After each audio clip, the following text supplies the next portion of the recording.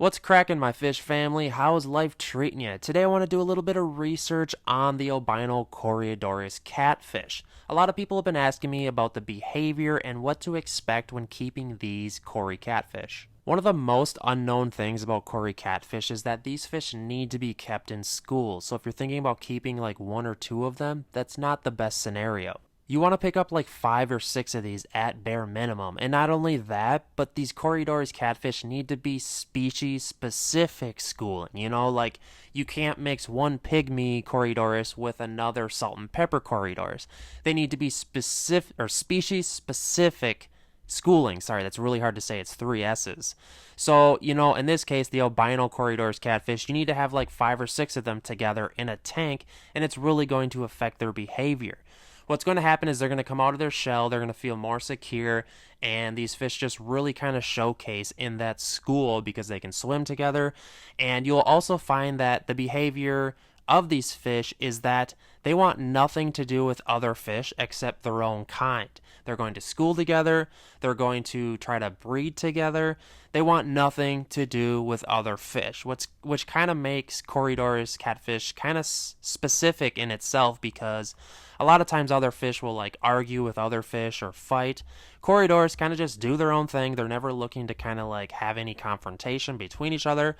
And their personality, like the behaviors and personality of their breeding behavior and their hierarchy of just like just being a family, being friends, like it's just fascinating to watch. And that's probably my favorite thing about Corydorus in general, or just albino Corydorus like what we're talking about here. It's also said that Corydorus catfish can only have sand substrate because gravel, with their barbels and them sifting through the substrate, that gravel isn't going to work.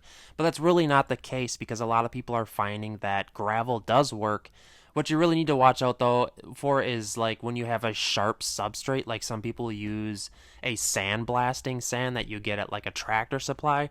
That's a bad idea because it can tear up their barbels in their mouth, and it's super abrasive as far as like cutting up their mouth. Bad idea. This particular albino Corydorus you're looking at is what you'd call a veil tail albino Cory, and these are a little more rare. I thought it'd be cool to showcase this in the video. What happens is they have a little more finnage and they're a little larger, and they have more of what's called a veil tail. So really tough to find in the industry, if I'm being honest, but I thought it would be cool to showcase them. Here's what they usually look like, just kind of a more plain, shorter fin tail. But you can see here, on a light colored substrate, you can barely see them because of their whitish, translucent, yellowish color. I would advise, if you want to be able to see them and showcase them, to go with a black substrate or at least a darker color. But yeah, if we want to talk about just some general care and tank setup, I would say a minimum tank size of 20 gallons. Maybe go with a 20-gallon long because it has more substrate space. Like they're only going to utilize the tank bottom. They're not going to be swimming at the top. They are a catfish, so they're going to be bottom dwelling. As far as water parameters, I would say water temperature 76 to 82 degrees Fahrenheit. A little adaptable, but I wouldn't push your limits. And most likely you're going to be keeping them with other tropical fish that need to be around 80 degrees Fahrenheit anyways. So, in tank mates, anything that's kind of laid back and mild-mannered is going to be completely fine with the albino Cory cat, because as long as the other fish doesn't try to kill the Cory catfish, they'll probably be fine. Sometimes, Corys are constantly moving and kind of just like jazzing around the tank all the time. Sometimes that annoys other fish. I've seen gouramis try to kill Cory catfish just because, the Cory's darting all over the place in the tank and kind of just having a good time.